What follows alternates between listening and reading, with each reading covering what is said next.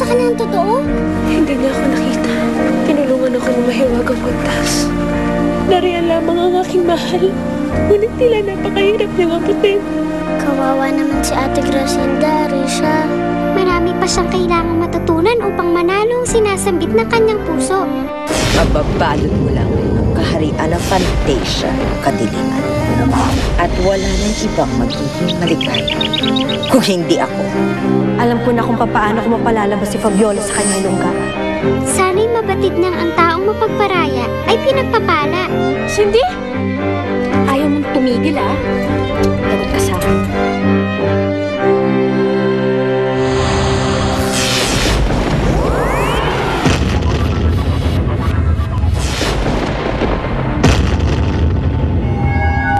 Anong oras? Pwedeng sumulpot dito si Fairy Godmother. Hindi ako makakapayag. Muli pa siyang manalo sa aming muling pagtutukos.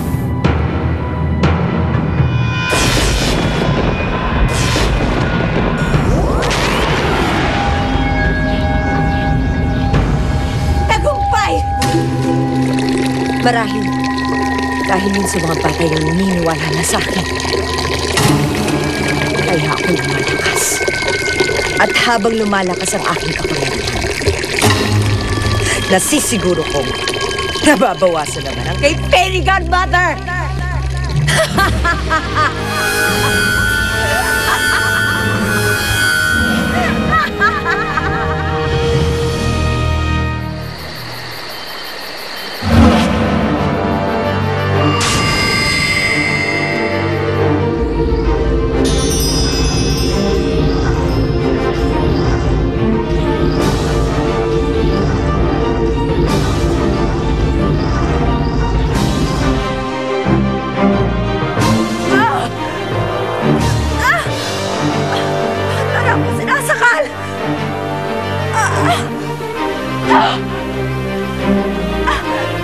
Okay na!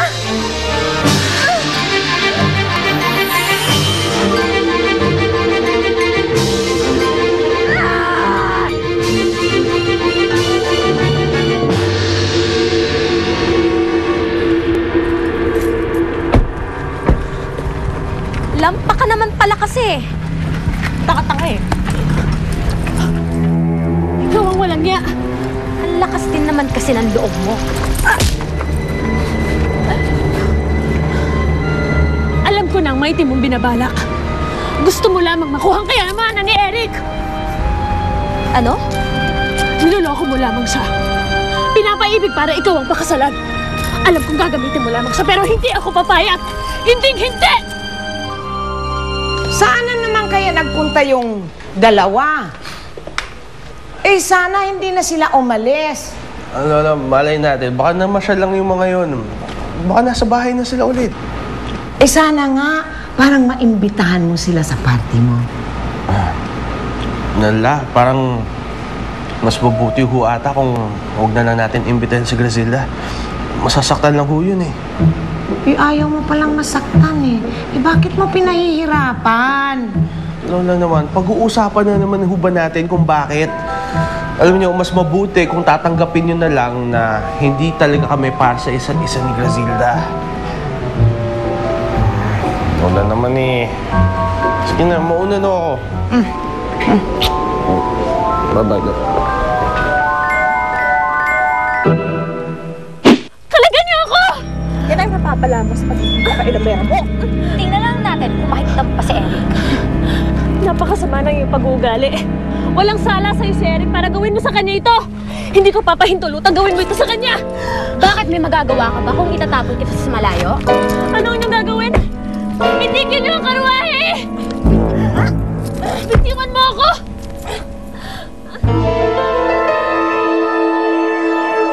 Kung sa akala mo'y mananalo ka na, nagkakamali ka, Fairy Godmother. Unti-unti ko nang inaagaw ang kapangyarihang kinuha mo sa akin.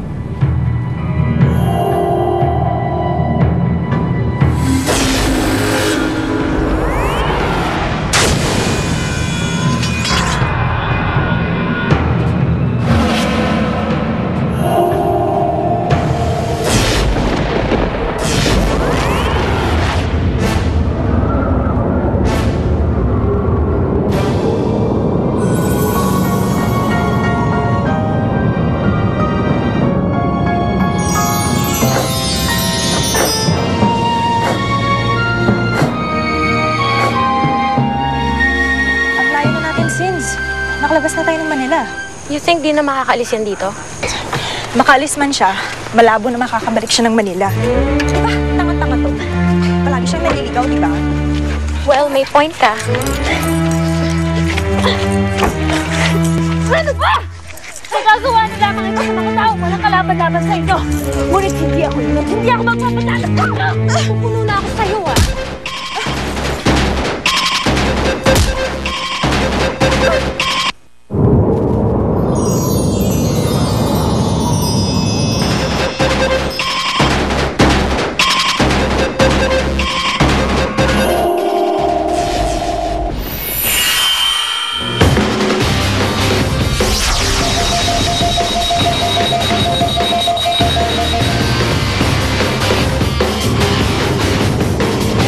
Hindi mo ako maaaring takasan.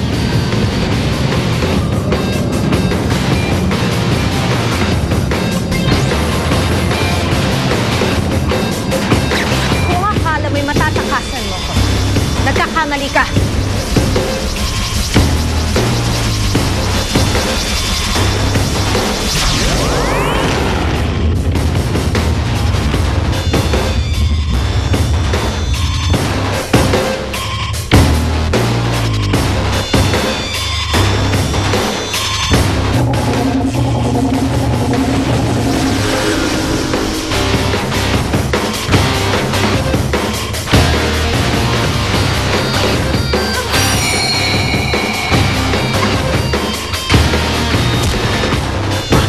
Ngayon mo pakita sa akin ang husay mo, Kirigad.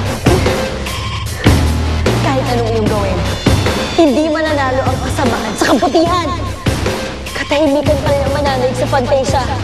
Kadili, kagulo. Yan ang mananaig dito sa Fantasia. Lalo't wala ka na sa lugar na ito. Anong iyong ibig sabihin? Sana matuklaw ka ng ahas dito para hindi ka na makapanggulo sa amin. Sana mamatay ka na dito. Hindi ka na, Tonet. Huwag na ako iwan dito! Huwag na ako iwan dito!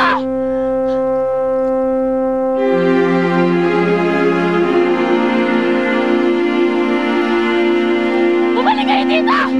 Bumalik kayo! Sana'y mapagod ang iyong karawahe at mantalang iyong paglalakbay! Wala kang kasing saba!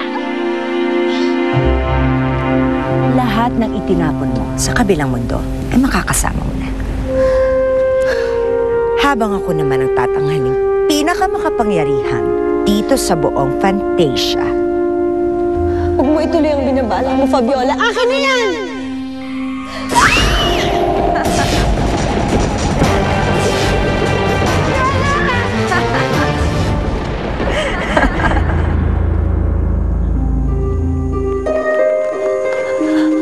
Panginoon, nais ko lamang maitama ang isang pagkakamali. Nais ko lamang matupad ang aking hiling para sa amin ni Eric. Hanggang kailan na ba ako papasahan ng ganito?